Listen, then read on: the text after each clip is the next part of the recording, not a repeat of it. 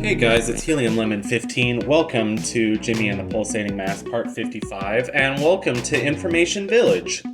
It's me, Information Guy. Of course, there are lots of Information Guys, and I'm just one of them. You see, Information Guys aren't people at all. We're actually a species of short-tailed monkeys.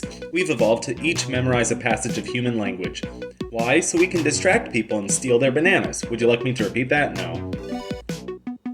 So yes, now the truth about the dark truth behind Information Guy.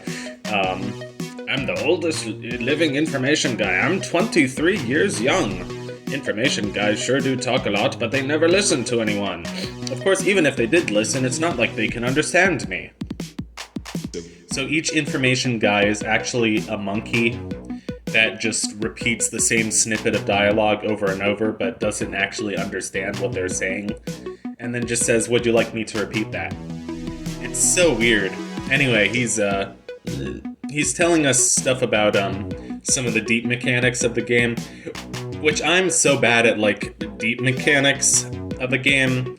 My friend Grant, he plays a lot of, like, Dark Souls and games that actually have deep mechanics, so, but it got me thinking about, you know, actually going to my clubhouse and picking out sets of furniture.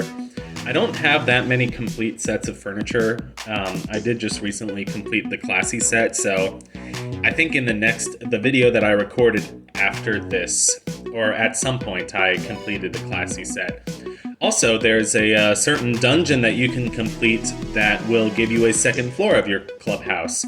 And here's Timothy Mouse. We finally unlocked him after searching in all the major towns of the game. He wasn't there, and that's because he was here. So we finally give Timothy the mouse that his sister baked for him.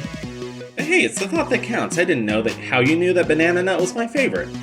You even made it just the right size for a little mouse like me. Cordelia baked this, didn't she? She's always doing stuff like that for me. It's pretty nice having something like this every once in a while. Being on an adventure is pretty cool. You get to see new things and make new friends.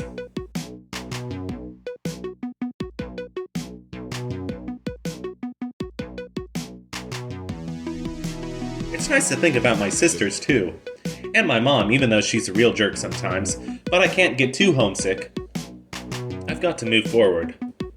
That's what life's all about, finding your own path. Thanks for the memories, Jimmy. I'll have to give Cordelia a big hug when I get back one day. I don't understand how these Information Guys have formed a society. Maybe they were just around people long enough that they mimicked them. Well, no matter how you look at it, this is the most annoying place on Earth. The Information Guys just won't stop repeating the same stuff over and over. I'm happy my journey has taken me to all sorts of places, but I kinda wish I would have skipped this one. I still sent my mom a postcard, not that she ever writes back. That's so sad. I wonder how everyone is doing back in Smile. Well, we're actually going to check in on your sister. Or not. Hello, Jimmy. As you might have guessed, our adventure didn't go very well. My brother got us shipwrecked here. It could be worse. The people here are strange, but there are lots of bananas to eat. My brother seems happy too, which is the most important thing. Well, would you look who it is? Young Jimmy. I must thank you for getting me out of that funk. Thanks to you, I found my way to this marvelous island paradise. This young man, I believe that he goes by the name Information Guy, has impeccable taste, as you can see. So what's the deal with the Mr. Marvelous Frog statues everywhere? Because there's one in Blood Marsh, there's one in Smile, and there's one here. And there might be others, but I'm not sure. I like him and Helga are the only characters that have like little laughing animations that like appear in a text bubble. Whereas Helga is oh ho ho ho ho. Mr. Marvelous is So here's the we've been collecting Marvelous coins throughout the game. They sort of after we do a certain number of battles we get one. So I was just turning in all the Marvelous coins that I have. Marvelous Teleporter, you'll be able to teleport directly to me. I'm actually not sure why, because clubhouses all teleport out of each other, and emergency exits teleport you directly out of a dungeon or out of a town. We don't quite have more than 20, but or 20 or more, I should have said. But And then we can buy some stuff. We can buy weapons and furniture. Furniture's at the very bottom, right? Below the Antana log and the important stuff. I was like, oh my gosh, we have new weapons for everybody? That's great. Automatic slingshot for Jimmy, Bobo bag for Helga, and we're actually going to change Lars. We have 2 Mjolnirs and we're not using either of them. That's such a waste. We're going to give Lars a first edition. No, she doesn't actually sell any furniture here. She sells heavy overalls, which is actually really good defense, so we should get like 3 of them. But I can only afford 2 of them right now, so we're just gonna get 1 of them, I guess. And who are we gonna give it to? Andrew? Yeah, because Andrew was the biggest up from anything we had. So actually we should come back here when we have a little bit more money, but you know, definitely some good stuff there. We should also sell all the crap, which is usually what I do when I play through RPGs. I sell all the crap that I'm not using so that I have enough money. But not in this game. This game is kind of easy enough that I forget about all that. This game is not actually that easy when you play it on normal mode. I'm just playing it on easy mode for the sake of doing the Let's Play.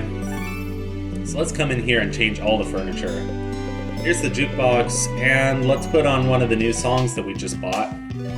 And as you might know, this is one of my favorite battle themes in the game. It's just so fun. So here's all like the really expensive furniture that we bought recently. And do we have a full set? I think we have the full classy set. Do we not? And we don't have, if you go over to monster set, those are like items that you get from monsters. And I don't have any of those, so I should work on that, but I wouldn't know the first place to start, so I'm gonna probably look at the walkthrough for that, or find some sort of resource on it. But like I said, it's kind of a deep mechanic. You don't know like how it's affecting the game, even though it is affecting your stats. You're not always aware of it while you're sort of like out in the actual game playing stuff. Oh, Autumn Haunted is playing Pseudo Regalia. I want to be playing Pseudo Regalia. That game looks awesome. Autumn Haunted is a YouTuber that I know of only because I watch a lot of Big Ship on a Bus and they collaborate often. Hey, if you want to be friends with Helium Lemon on Steam, just look me up. I have, my profile picture is currently it's the red-billed squawker from Jimmy and the Pulsating Mask. So we have the high-end set, the medieval set. Yeah, I think we have the whole high-end set. No, we actually don't. I don't think we actually bought the last piece of the high-end set. Because we're so scatterbrained. Clearly we're freaking... Okay. Fair warning. We're going to go to the desert. So if you don't like the desert, here's a trigger warning. No, I'm kidding. I was going to say a trigger warning for what comes after this. Yeah, we'll save that for when we get there.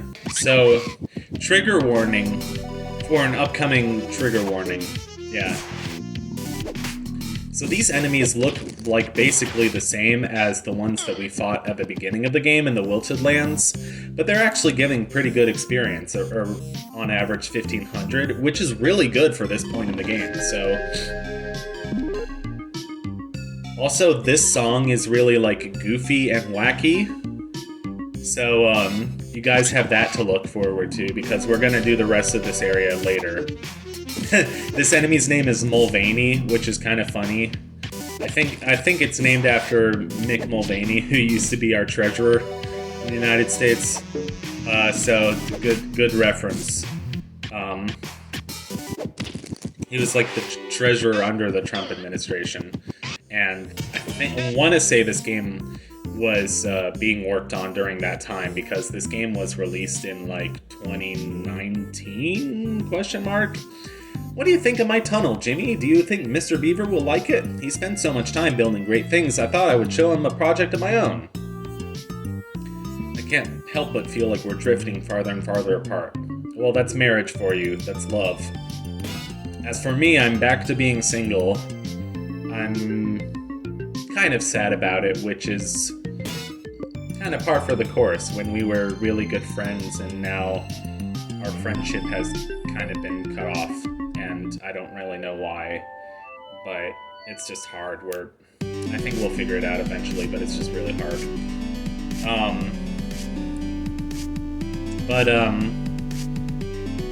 I am gonna go back home to New York. I mean, I have mixed feelings about New York, but like most people that I know are up there, and my parents are looking for a place for me, so I'm finally gonna be out of my parents' house. Okay, this is the trigger warning. This is probably the most disturbing, traumatizing, and sad dungeon in the whole game, and the music is just terrifying. The music is absolutely terrifying. The whole aesthetic is pretty scary, although I would admit it would probably be a little less scary without the music, but also these enemies are really terrifying, so they have funny names though, like 13 Saturday, and they're all like these weird like demon things. So basically we're in this like sort of like eldritch house, this weird like mansion with all these creepy like black cat statues and empty windows that stare out into the void, and these portraits of like demons and ghosts.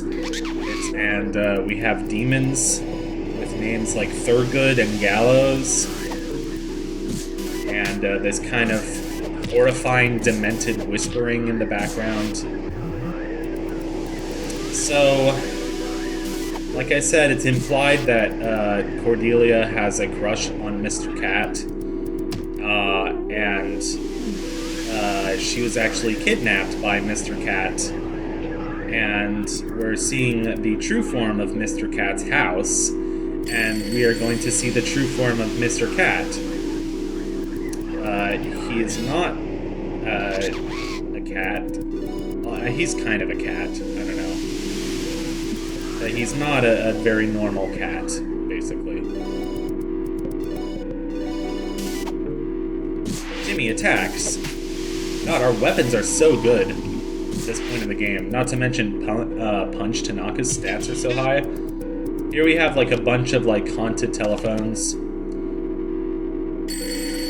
One of them starts ringing. You pick it up, nothing. Another one starts ringing. Another one starts ringing. They're ringing at different pitches. All of them are ringing at once. There's nobody on the other line, man. We're getting scammed.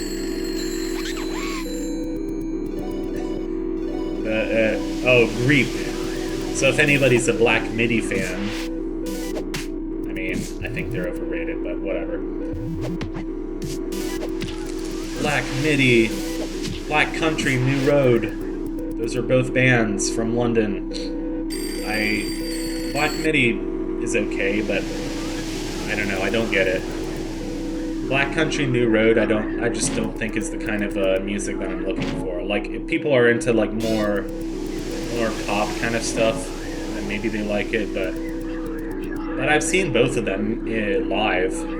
So now there's a lot of blood and guts, and kind of like how there was a fake out section in Asymmetrical Cavern. Here's a fake out smile. It's very creepy to come back to someplace familiar and everything is wrong. I mean, you sort of know everything's wrong because the music is still really effed up. I think it would be even creepier to go back to the normal smile music or to have like no music at all. But it's still quite creepy. There's Mr. Cat and there's Cordelia. If only we could just climb over the fence and stop anything bad from happening. Although I think that might not be Cordelia. I think that might be one of Cordelia's other... I can't actually tell. But here we come into the mouse house, and the demons have taken over the house. In fact, one of them is standing over a crib with a baby mouse in it, which is really disturbing. Oh, or this could also be a flashback to the past. So this could be like when Cordelia was a baby. And here are Mr. Cat's clothes cast aside. Shut up, don't trust them, liar. Who are the skin thieves? Again, another reference to the skin thieves. These drawings are horrifying. It reminded me of that movie. It reminds me of that a little bit of that Sandra Bullock movie, Bird Box. I kind of hated that movie, but it had a good enough plot to be memorable, I guess. I just kind of hated it. I don't watch a lot of horror. I watched Pearl. I liked Pearl, but it reminded me of like the people who like see the demons and they go crazy and they like draw the demons. So that was a fake out. That was like a jump scare. And now there's a bunch of eyeballs. Eyeballs everywhere, man. That thing kind of looks like Day of the Tentacle. You know, trying to keep a light tone. Kind of looks like like a cave area from Earthbound or something. I like I was like, oh, you can steal furniture from enemies. I should try to get the piece of furniture from this guy. It didn't work. So I missed my chance. I should go back and try to get all the pieces of furniture that you can get from monsters, but that would take a very long time, so it would have to be worth it. I do kind of feel like, you know, I like 100%ing games, but I've been less exact or committed or even deliberate. Just lots of synonyms of the same word. About doing stuff like that. I haven't really been so strict with myself about 100%ing games. I think it's just because I have less patience and I play more games. And I'm enough of an adult to realize that I can't spend a lot of time, like, worrying about video games, you know, or whatever. Who did 1,300 damage? Was that Jimmy? So good. What the heck? I think pulverizing light would be his weak point, but I don't think it is, which is surprising.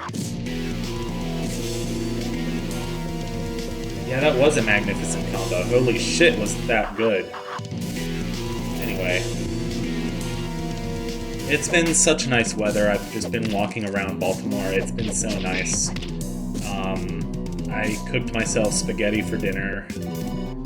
I've been really sleepy. And I'm like, is it just because it's the weekend? Because I have no energy left. Anyway, this fight is pretty easy. So, he has one hit left. Mr. Cat himself is not actually that scary. I mean, his claws are kind of scary, but his teeth look kind of goofy. I mean, they look sharp, but they also look kind of goofy. Jimmy's now level 56. And, unfortunately... So now that we've beat the boss, like, calm music starts playing. And I'm like, oh, that's so, it's kind of unfitting to this place. Like, what happens if we, like, leave and come back? Is it still, like, playing the calm music? and then the calm music stopped playing, and it went back to the nightmarish, horrifying music. And I was like, no, bring back the calm, happy music. I missed one of the treasure chests. Yeah, back to the horrifying music. Slow conversion? What is that supposed to be? Is that like a toy axolotl? Anyway, there's blood in the bed. And there's lots of bad implications. I feel very sorry for Cordelia. Sorry for Cordelia's family. Even though it's just a fictional character, how can you not be sad when you play this part of a game? But this is the worst part. Talk to Mrs. Mouse. She said this isn't the first time I've had to deal with this. They've had to deal, I think it's implied as you play through, like in the middle of the dungeon, that Mr. Cat has attacked the Mouse family before. It's so sad. Cordelia's grave.